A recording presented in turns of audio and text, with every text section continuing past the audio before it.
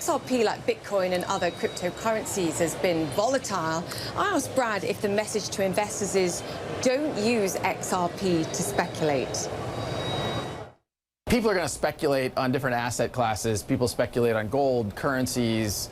You name it, people are going to speculate. When we think about this, and what I've said very publicly is I think the long-term value of any digital asset is going to be derived from the utility it delivers. There is a lot of hype in the crypto market space. We've seen that even recently. A lot of attention around what's going on with Libra and Facebook's announcement around Libra. Today, that's just a white paper. It actually isn't. It isn't live. It hasn't launched.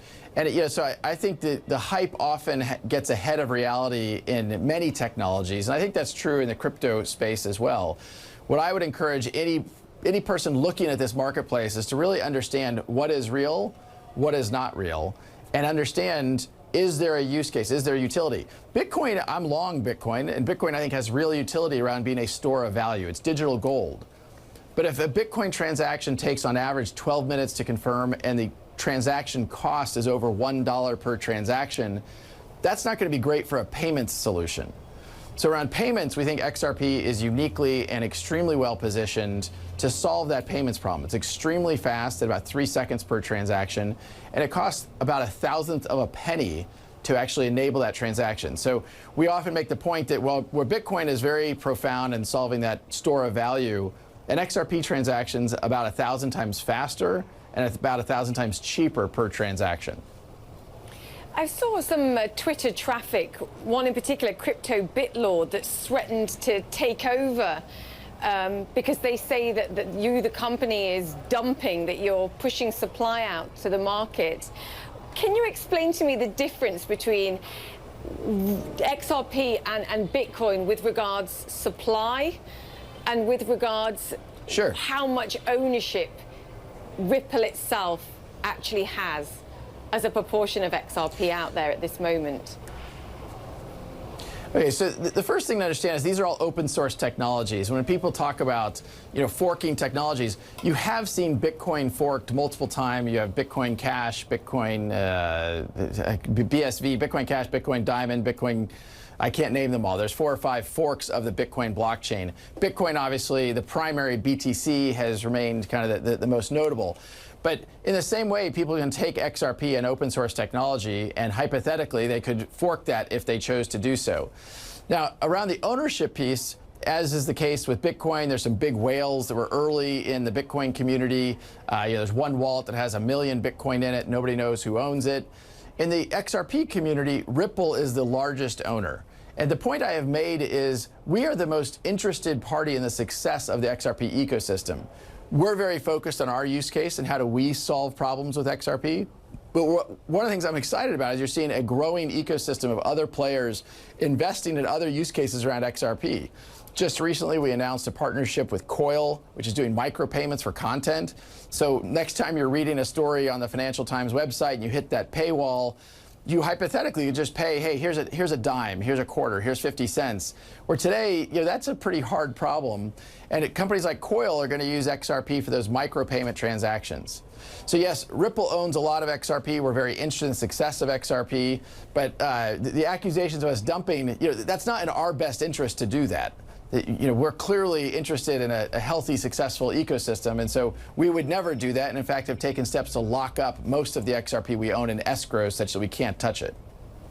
Interesting. So, but you agree that you can control the price to some degree because ultimately the Ripple community has so much power, no?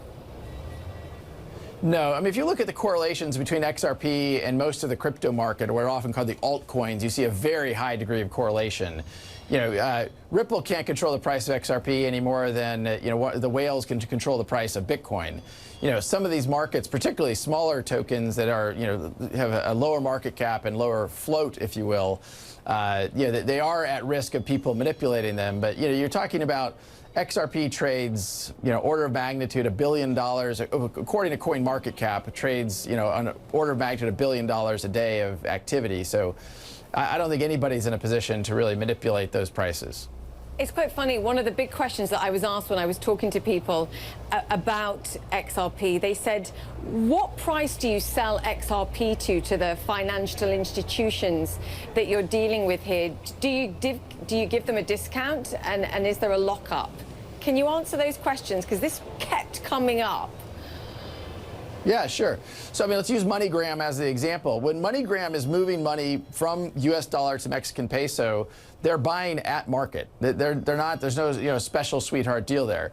There are times when we work with institutional investors who might say, hey, we want to buy $10 million of XRP, and we would have lockups that would prevent them from dumping. We don't want some other party buying a whole lot of XRP and dumping it on the market. And so we would hypothetically have restrictions about what they could sell and what, how often. And usually those are based upon volume in the market. Yeah, so you might give them it slightly cheaper, but you say to them, hey, you're not allowed to sell it for 6 months, let's say, or a year. Yeah, correct. That's basically correct. So just at a time when cryptocurrency investments are battling to become more mainstream, a behemoth facing some skepticism on its own part is trying to enter the space. Facebook announced plans to launch its own cryptocurrency recently, Libra. Now, their scale could be potent. Could that be a bad thing or a good thing, though, going forward? I asked Brad that very question. I think it's been net good for the industry to bring the attention that Libra has brought on the industry. I think that part of the maturation of the industry is that transparency and that debate, that healthy debate. And so net, I think it's been a good thing. I think it's way too early to predict exactly what the implications are going to be. Facebook obviously is a consumer-oriented company, came out and talked about how they're more aggressively competing with financial institutions. They highlighted Western Union as an example. And so our view is, hey, we can partner with those financial institutions and help them solve a problem at scale that we've talked about here. So I think it's too early to tell. I think Facebook came out in a way that probably wasn't as engaging to regulators as maybe they could have been, and that stirred up a lot of concern. And we've made the point that we shouldn't paint the entire crypto industry with a broad brush. There's different types of projects. Some are trying to be very regulatory compliant, like what Ripple is doing with XRP. There's also some that are trying to circumvent regulators, things like Monero, that are intentionally trying to be, they're about anonymity. And so I think, as regulators look at the category, they just need to be thoughtful about not painting it with one broad brush, and that's really what we've tried to emphasize. The CEO of Ripple.